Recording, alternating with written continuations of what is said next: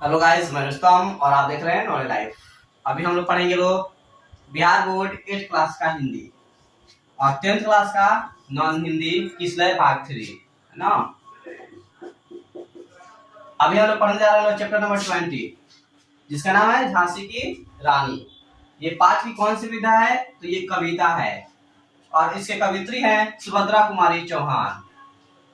झांसी की रानी की कवित्री कौन है? सुभद्रा कुमारी चौहान।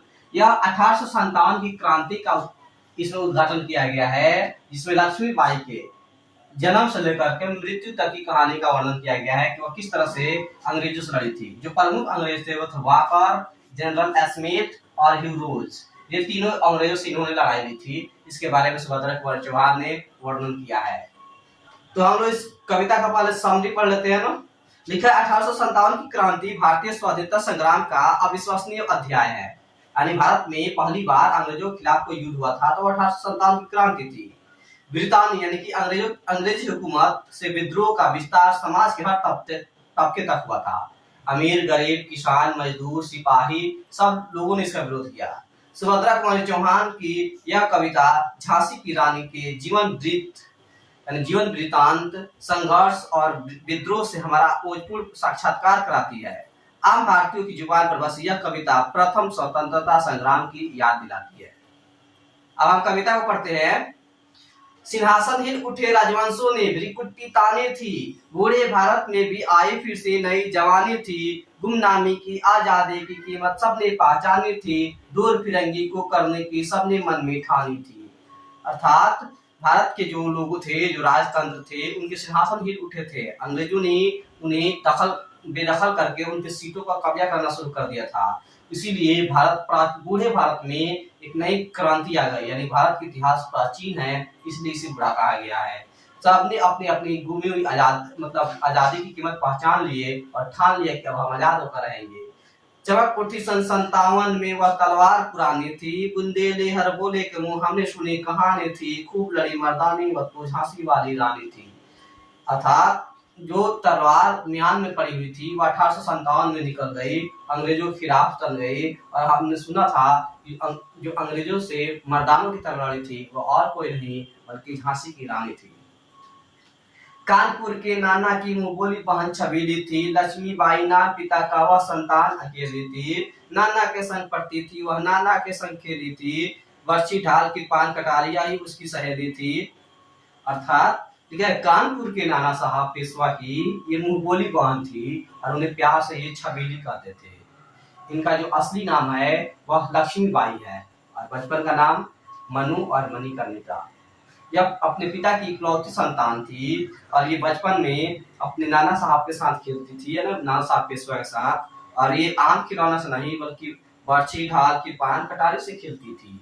वीर शिवाजी की गाथाएं उसको याद जुबानी थी, बुंदेले हर बोले के मुंह हमने सुनी कहानी थी, खूब लड़ी मर्दानी वह तो झांसी वाली रानी थी। यानी वीर शिवाजी की कथाओं को ये जुबानी याद रखी थी, जैसे हम इनकी कहानी को पढ़ते थे। या लक्ष्मी थी या दुर्गा थी, स्वयं वीरता की अवतार, देख मराठे पुलकित होते उसकी तलवारों की वार, नकली युद्ध व्यू की रचना और खेलना, खूब शिकार, सन्ने गिरना, दूर तोड़ना, ये थे उसके पीर की वार। अर्थात इनकी वीरता के अवतार देखकर के मराठे भी भौचक रह जाते, हैरान रह जाते थे। और ये बचपन में आम बच्चों की तरह नहीं खेलती थी बल्कि नकली युद्ध करती थी, व्यू की रचना करती थी, किला का घेराव करती थी, दुर्ग यानी किला की दीवारों को ढाने की कोशिश करती थी। महाराष्ट्र कुल देवी उसकी भी आराध्य भवानी थी, बुंदेले हर बोले के मुंह हमने सुनी कहानी थी, खूब लड़ी मर्दानी वह तो झांसी वाली रानी थी। ये महाराष्ट्र के कुल देवी की आराध्य थी, यानी भवानी को की पूजा करते थी और अंग्रेजों से लड़ती थी। वीरता की वैभव के साथ सगाई झांसी में, ब्याह हुआ रानी बन आई लक्ष्मीबाई झांसी में, राज महल में बजी बधाई, खूब खुशियां छाई झांसी में, सुबह बुंदेलों की बिरदावली शिवा आई झांसी में। वैभव यानी होता है झांसी का राजा ना, वीरता मतलब झांसी की रानी। यानी झांसी के राजा के साथ रानी की सगाई हो गई, शादी हो गई और ये झांसी की रानी बनकर के आई। चित्रा ने अर्जुन को पाया, शिव से मिली भवानी थी, बुंदेले अरगोले के मुंह हमने सुनी कहानी थी, खूब लड़ी मर्दानी वह तो झांसी वाली रानी थी। जिस तरह से चित्रा की शादी अर्जुन से हुआ था, भवानी की शादी शिव से हुआ था, उसी तरह से ये झांसी के महाराज से शादी करके झांसी में आई थी। फिर आगे है, उदित हुआ सौभाग्य मुदित महलों में उजियाले छाए, किंतु काल गति चुपके चुपके काली घटा घेर लाई, तीर चलाने वाले कर में चुड़िया कब भाई, आदि विधवा हुई आए, विधि को भी दया नहीं आई। यानी कि महल में जैसे खुशहाली छाने वाला था, मगर आहिस्ता आहिस्ता एक मुसीबत का पहाड़ भी आ गया। यानी कि रानी राजा थे, झांसी के राजा मारे गए, रानी विधवा हो गई, उनके हाथ में चूड़ी अच्छा नहीं लगता है, क्योंकि उनके हाथ में तीर ही अच्छा लगता था। निसंतान मरे राजा जी, रानी शोक शवानी थी, बुंदेलो हर मोले हमने सुनी कहानी थी, खूब लड़ी मर्दानी हम, वह तो झांसी वाली रानी थी। यानी कि राजा निसंतान मरे, झांसी वीरान हो गया, सुनसान हो गया, उसका कोई राजकुमार नहीं था। रानी शोक में डूबी हुई थी। तभी अंग्रेजों को मौका मिल गया झांसी पर कब्जा करने का। बुझा दीप झांसी का तब डलहौजी मन में हर्ष आया, राज झड़प करने का उसने यह अच्छा अवसर पाया। लार्ड डलहौजी, याद रखिएगा, इसी ने झांसी को कब्जा किया था। फौरन फौजी भेज दूर पर अपना झंडा फहराया, लावारिस का वारिस बनकर ब्रिटिश राज्य झांसी आया। यानी कि लार्ड डलहौजी झांसी पर कब्जा करके वहां का राजा बन बैठा। अश्रुपुर रानी ने देखा झांसी हुई वीरानी थी, बुंदेले हर बोले मुंह हमने सुनी कहानी थी, खूब लड़ी मर्दानी वह तो झांसी वाली रानी थी। अर्थात झांसी की रानी को महल से निकाल दिया गया और वहां पे अंग्रेज कब्जा कर लिए। वह आंसू से देखते हुए झांसी को विदा कर रहे। चीनी राजधानी दिल्ली लिया लखनऊ बातों बात, कैद पेशवा था बिठूर बेहुआ, नागपुर पर विकास, उदयपुर तंजौर सतारा कर्नाटक की कौन विसाचा, सिंध पंजाब क्रम पर अब अभी हुआ था ब्रजनिपात। यानी कि राजधानी लखनऊ पेशवा को कैद कर लिया गया, नागपुर उदयपुर तंजौर सतारा कर्नाटक के हर एक राज्य की वही कहानी थी। अर्थात जहां पे भी राजकुमार नहीं हुआ करते थे, कोई वारिस नहीं होता था, अंग्रेज उसका कब्जा करके अधिकार कर लेते थे वहां के, और दूसरे राजवंशों को महल से बाहर निकाल देते थे। बंगाली मद्रास आदि की भी तो वही कहानी थी, बुंदेले हर बोलो के मुंह हमने सुनी कहानी थी, खूब लड़ी मर्दानी वह तो झांसी वाली रानी थी।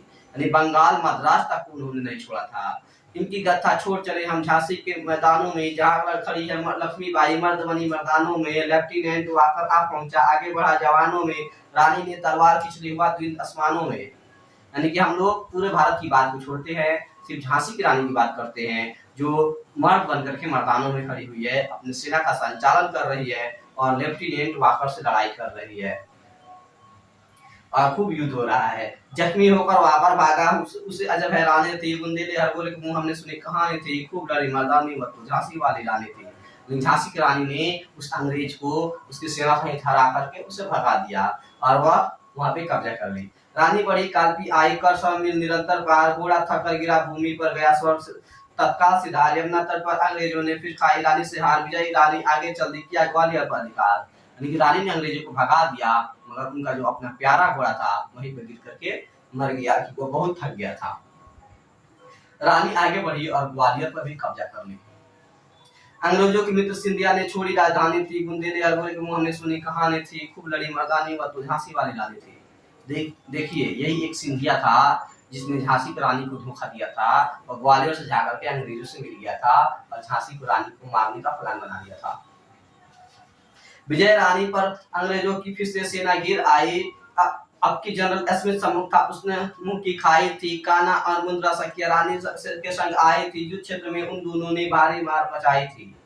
यानी कि वह जैसे ग्वालियर पर कब्जा करके आगे बढ़ी, तभी फिर से अंग्रेजों ने उन्हें घेर लिया सिंधिया के साथ मिलकर के। इस बार उनके सामने जनरल स्मिथ था, रानी थी और उनकी दो सखिया काना और मुंद्रा थी। ये तीनों खूब जम करके युद्ध कर रहे थे, पर पीछे ह्यूज आ गया, हाय गिरी अब रानी थी, बुंदेलो हर बोले हमने सुनी कहानी थी, खूब लड़ी मर्दानी वह तो झांसी वाली रानी थी। देखिए आगे से स्मिथ है, पीछे से ह्यू रोज है, दोनों तरफ से अंग्रेजों की सेना से बीच में घिर चुकी है। तो भी रानी मार काट कर चलती बनी सैन्य के पार, किंतु सामने नाला आया था, यह संकट विषम अपार, घोड़ा अड़ा नया घोड़ा था, इतने में आ गए सवार रानी एक शत्रु बहुतेरे, होने लगे वार पर वार। यानी कि रानी फिर भी उन सबको काटते हुए आगे बढ़ी है ना, उस भीड़ से निकल गई और जैसे ही मतलब दूसरी जगह पार करना चाहा, सामने बड़ा नाला आ गया और उनका जो नया घोड़ा था वह उस नाले को पार करने में सक्षम नहीं था। अर्थात अंग्रेजों ने फिर से उन्हें घेर लिया और रानी एक ही थी, चारों तरफ से उन पर तीर का भाला का बौछार होने लगा। घायल होकर गिरी सिरनी, उसने वीर गति पाने थी, बुंदेलो हर बोले हमने सुनी कहानी थी, खूब लड़ी मर्दानी वह तो झांसी वाली रानी थी। यानी कि रानी को उन्होंने वार किया और रानी वहीं पे घायल होकर गिर गई। रानी गई सिद्धार्थिता उसकी दिव्य सवारी थी, मिला तेज से तेज, तेज की वह सची अधिकारी थी, उम्र अभी कुल 23 की थी, मनुष्य बनी अवतारी थी, उनको जीवित करने आई बल स्वतंत्रता नारी थी। यानी कि वह स्वर्ग कर गई, यानी कि मर गई, और उनकी आखिरी अंतिम संस्कार किया गया। अभी सिर्फ 23 साल की थी, भारत के लोगों को जगाने के लिए आई थी, समझाने के लिए आई थी कैसे लड़ा जाएगा, अंग्रेजों से को कैसे हराया जाएगा। वो अपना काम कर गई, दिखा गई, पथ सिखा गई, हमको जो सीख सिखानी थी। बुंदेलखंड बोले कि हमने सुनी कहानी थी, खूब लड़ी मर्दानी बतो झांसी वाली रानी थी। यानी हम भारत के लोगों को उत्साहित करने आई थी, जगाने आई थी, नया रास्ता दिखाने आई थी। वो दिखा करके चली गई, जो अंग्रेजों के साथ लड़ी थी। इसे लिखी थी सुभद्रा कुमारी चौहान ने। ये कविता आपको कैसा लगा कमेंट सेक्शन में जरूर बताएं। और वीडियो पाने के लिए हमारे चैनल को सब्सक्राइब करें और अपने दोस्तों में शेयर करें। तब तक के लिए शुक्रिया।